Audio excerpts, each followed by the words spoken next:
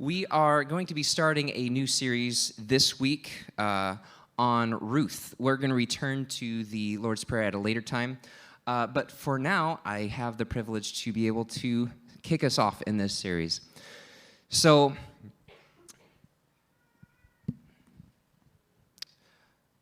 we all have opportunities that come our way in our lives. We can have educational, vocational, social, spiritual, lots of different ways that we can have something come our way, an opportunity that we can either choose or reject. All of us in the room are familiar with this, except for those who aren't quite aware of anything past when is my next feeding time. That's not me, by the way. There was a man in the 1950s. He was a high school teacher, and he was approached by a friend of his who said, "Hey, I'm going to be starting a restaurant, and it's really different from any other restaurant that's been done, and I would love to have you invest in it. Be a part of this journey with me." So the high school teacher was very excited about the opportunity to get into business with a friend, something new, something exciting, something hopefully good, something cool that would stick around for a while. And he went home and he talked with his wife. The initial amount was going to be about $5,000. Back then, it was worth a lot more than it is today. Even today, $5,000 isn't a small amount, right? I mean, I would be ecstatic if suddenly I just had an extra $5,000 laying around. But when he went home to talk to his wife, he realized that they couldn't really do that unless they carved into their retirement fund. And they weren't so sure that they wanted to risk that. So he actually turned down the offer. So the man who made the offer to him, his name was Ray Kroc. Does anyone in this room recognize that name? A lot of people in this room recognize that name. Do you know what he was famous for? That was the very first McDonald's franchise. So for those who didn't know, there's the big kicker. The high school science teacher continued to share the story with his students for years to come, that every time he passed by those golden arches, he kicked himself because he missed an opportunity. He didn't seize what was or what could be. Not every decision, though, is quite a crossroads decision. You know, we're familiar with that kind of a term, many of us. The idea being you have two different ways you can go, and either one will radically shape your future. There's anyone here listen to Eric Clapton? How many of you are familiar with the song Crossroads? Yeah, when he was still playing with Cream. Did you know that he didn't actually write that song? That was actually a cover. That song was written a long time before that. I believe it was in the 30s that song was written by a man named Robert Johnson. And a lot of people, I didn't know this for years and years, that song is actually purportedly a personal story about whether he would do the classic sell your soul to the devil for fame and fortune. At the very end of the song, he says, "I'm at the crossroads and I'm sinking down." So that whole idea of a major question, a major opportunity, what do you do? What do you do at that moment? It's going to radically shift your life, isn't it? But not every decision is a crossroads. We have decisions just about every moment of every day. You know, do I go for the fruit snacks or the granola bar? Do I wear the red socks or the blue ones? And most of those decisions, even though they may have consequences, they're not always a crossroads decision. Crossroads are moments when we choose what path to take, and that choice takes us down a road that shifts our destiny in this world. While our smaller choices can be mitigated, and sometimes reversed, think of like a pizza versus a salad. That's temporary, right? You eat better tomorrow, you can kind of make up for it. The choices we make at a crossroads can't really be changed or taken back whether we wish we could or not. Sometimes we make the wrong decision. We wish we could go the other way, but it's too late. Actually, just as a side note, that song, The Crossroad Blues by Robert Johnson, he died at 27. So that only fed the the whisperings that it was maybe a true story. I don't think we're going to know that this side of heaven, but who knows? When I was in high school, I had a crossroads moment.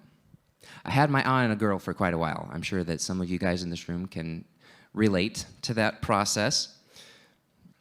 I'd had my eye on her for a while. We'd been friends through high school for a number of years, and I needed an excuse to spend some time with her, right? You look for, hey, let's hang out.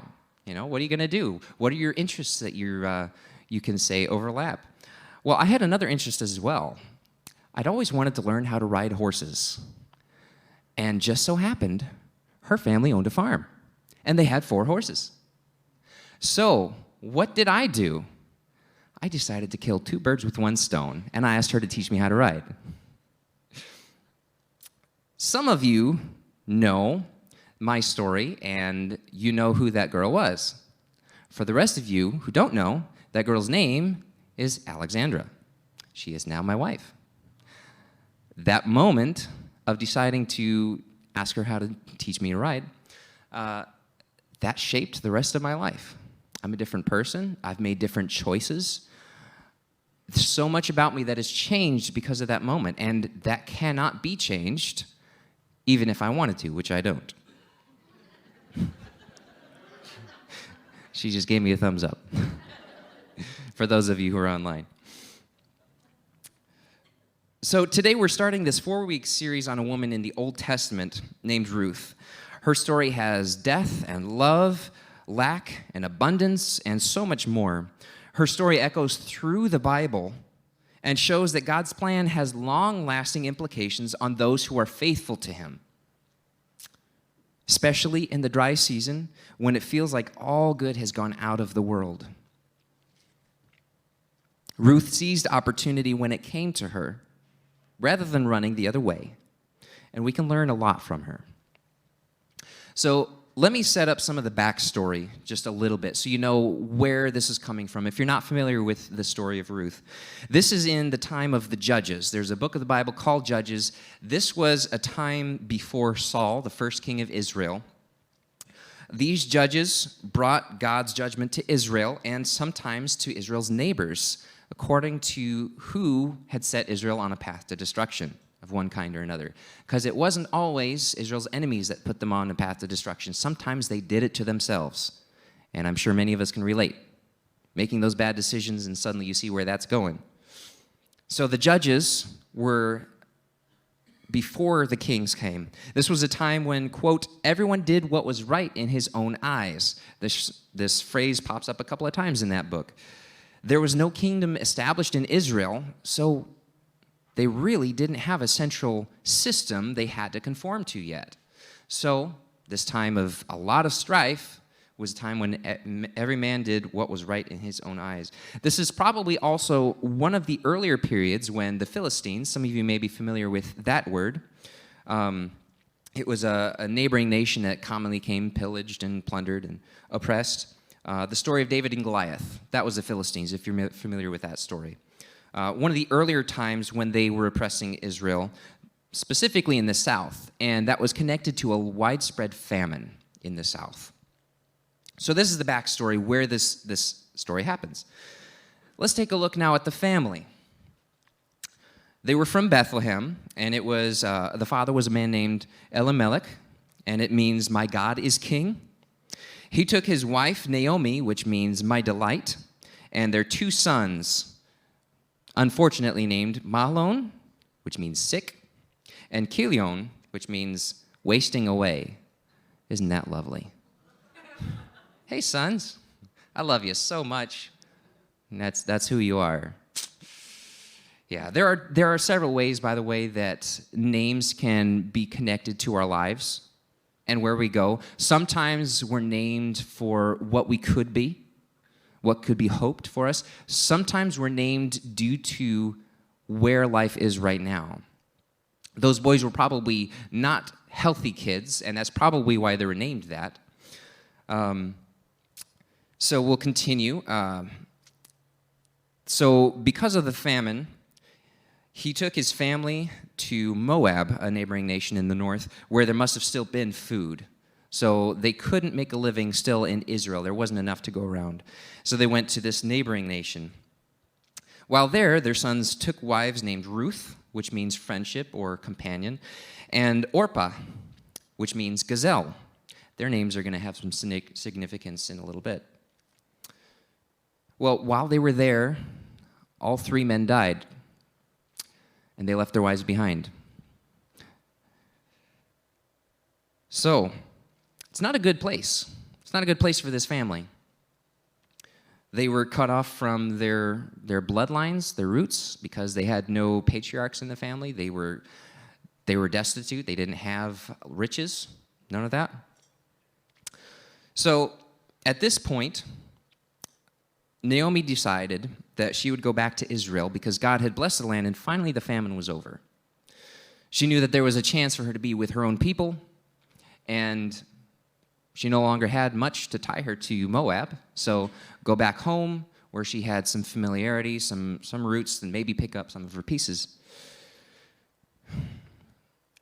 She told her daughters-in-law, Ruth and Orpah, that they should probably just go back to their parents because she was too old at this point to have more kids. And it was custom at the time that if the husband died and there was another son available, the wife would marry the new son so that he could carry on the family name. And since she had no sons, they didn't have a reason to stick around. And so she told them, go home, go back to the homes of your mothers. And so these two women were at a crossroads. Our husbands are gone, our father-in-law is gone, our mother-in-law is telling us we don't have the same connection that we had, and it would be better for you to just go back and be with your old family. They had a decision to make. The decision before them would either redefine their lives or they would fade back into what was, with no direct connection to the story that God wrote for his people that we now have as our scriptures. So do they stay with Naomi and remain faithful to God? Because when you married into a Jewish family, you became a Jew. You had to become part of that story. Or do they leave in search of what was more comfortable? That was the crossroads in front of them. So Orpah, she cried and she hugged Naomi before leaving her life with God's people and going back to her old life. Do you remember what her name means? Gazelle. What did she do? She ran. She had an opportunity. She didn't take it.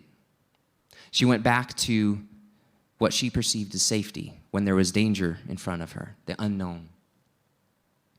Ruth, on the other hand, was adamant that this was where she belonged now. She had married into this family. She'd taken on worship of Yahweh, how God was known to Israel. She had become family with Naomi. She did not want to leave her. So the first note up on the screen today, this is what Ruth said to Naomi when she asked her to leave. She said, "Do not plead with me to leave you or to turn back from following you. For where you go, I will go, and where you sleep, I will sleep. Your people shall be my people, and your God, my God. Where you die, I will die, and there I will be buried. May the Lord do so to me, and worse, if anything but death separates me from you."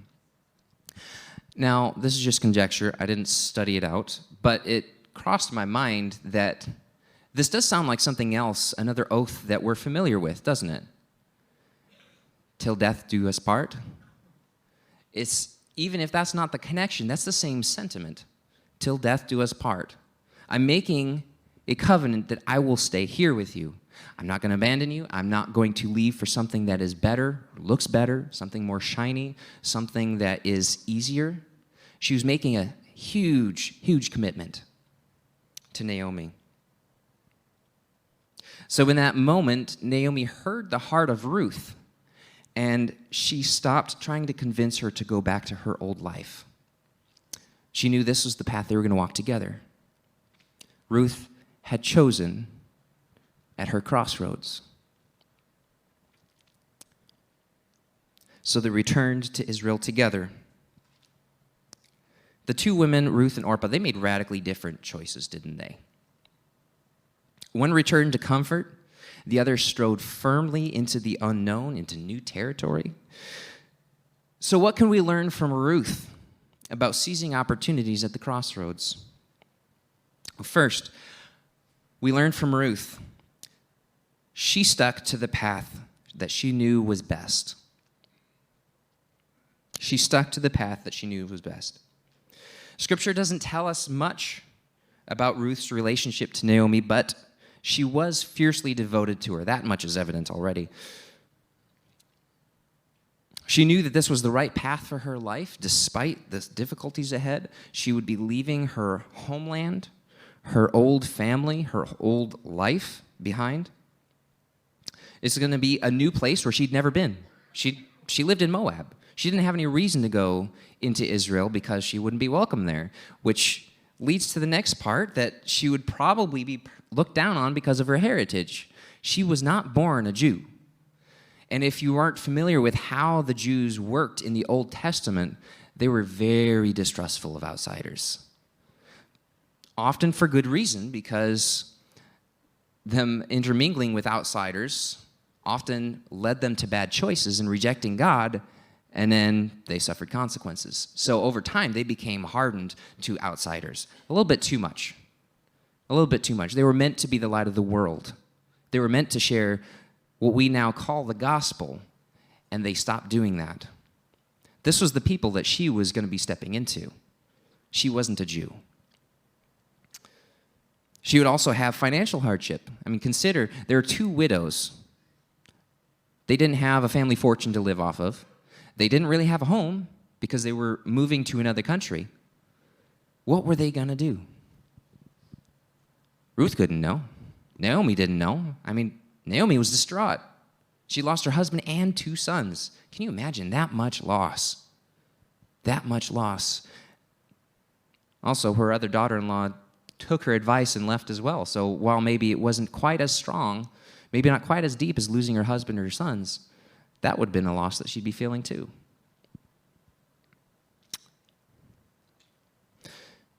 But Ruth stayed with Naomi despite all of these things because she knew it was best. On top of the life hardships ahead, Ruth also recognized the struggle that Naomi was going through and would probably live with for quite a while. This was going to be who she was living with, who she'd be accompanying. Remember, Ruth's name is friendship or companion. I mean, how could you ask for a better companion than that? Really? You're going through that much loss, and she's going to have to deal with that. Is anyone who has ever been through depression with somebody? You know that's not easy. You know that that's not a fun thing to do, but that was in Ruth's future. She was a good companion. She was faithful. Naomi told Ruth and Orpah that she'd lost nearly everything in the world at the death of her husband and her 2 sons. Imagine that mental struggle that Naomi was living with. Perhaps this moment will help you imagine when she said, "It is much more bitter for me than for you, because the hand of the Lord has come out against me." The hand of the Lord has come out against me. The one whose faith she held, the one who brought them out of Egypt. I mean, Israel is full of ups and downs. This is certainly no different, just in the personal life of her. But she says, the Lord's hand is against me. It's not that he's abandoned me, it's against me. That's pretty distraught. This was the woman Ruth was to live with if she stayed faithful. And yet that was the choice that she made because Ruth stuck to the path she knew was best. Second thing that we can learn from Ruth, she chose the unknown instead of the comfortable. How many of you know Henry Ford's story? Car manufacturer. Yeah, a few people in the room. So he brought innovation to the car industry when he made great use of the assembly line. Instead of walking from station to station, the station came to you. saved an awful lot of time, helped you make so much more stuff in this short amount of time. You could increase your profits, and in the process, he fell in love with his first car, the Model T. His dream was to put a car in the driveway of every family in America. In the driveway of every family in America. He didn't want to put a car in people. By 1914, Ford was producing 50% of all automobiles in the U.S. That's a pretty big market share. Anyone who's in any kind of business, you know, if you own half of all sales, that's a big deal. That's a really big deal. You did something right to get there. The problem is, he didn't want to change the car that he loved. No matter how hard his marketing team pushed him to get a new option of some kind, he didn't even want to change the color. He said, people can have any color they want, as long as it's black. Doesn't sound like somebody who's going to move, does it? He was comfortable where he was. He liked the car. It was a good car. It sold. But then he got stuck. He didn't move. He didn't seize the opportunity. Because of his devotion to his car, by 1931, his company's market share was down to just 28%. Now, that's not just with the number of cars on the road. That's with new cars being made and sold. Almost half of the market share. That growth stopped. He didn't continue to dominate. When facing a crossroads in life, it's easy to do what we've always known. And the reason for that is simple. We all get accustomed to doing things the way that works for us. This was Orpah. When faced with the decision to stick with Naomi or go home, she chose what she knew rather than heading to Bethlehem. On the other hand, Ruth didn't know what life would be like in Bethlehem. She didn't know what life would be like with this one woman in her family, especially a woman as broken as Naomi was at the moment.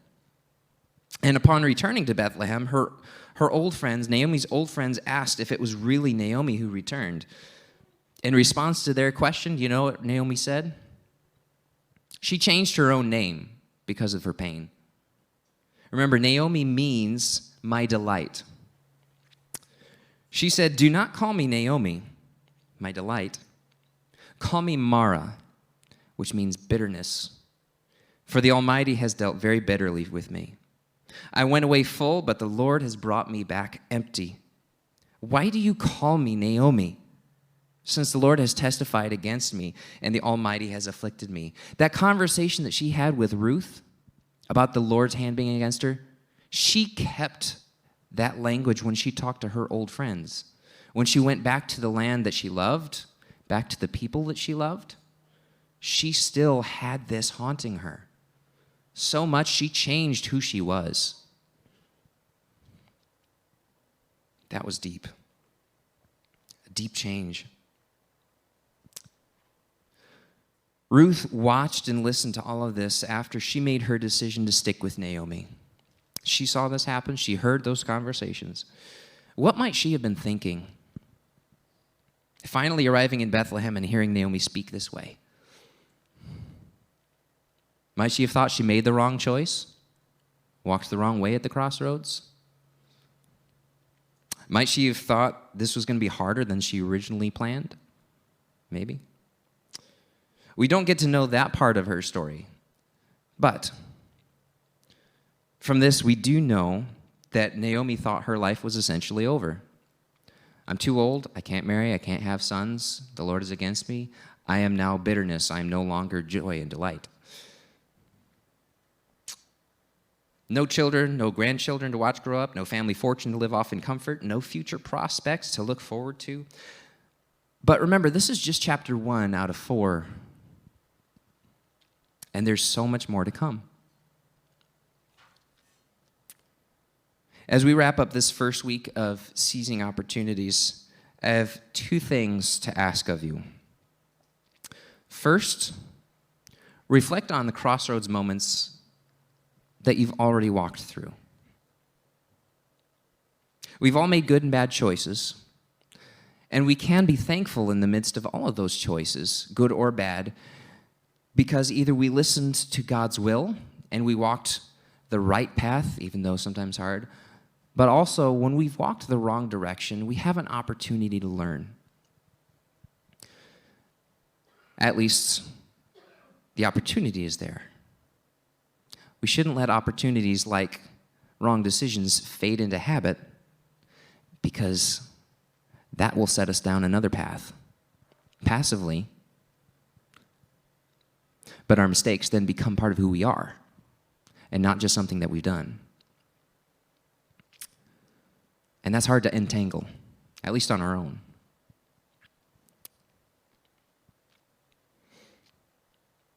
So second, look for the crossroads moments ahead of you. When they come, ask God what he wants you to do. And when you hear his direction, whether through scripture, a trusted spiritual advisor, a moment of prayer, a direct word from God, step onto the path that he directs. Even if it's scary or it's intimidating. Great things come to those who pursue God relentlessly as they step out in faith. Ruth chose well at the crossroads, and because she did, she's going to play a key role in God's story. And there's an awful lot that we can learn from her.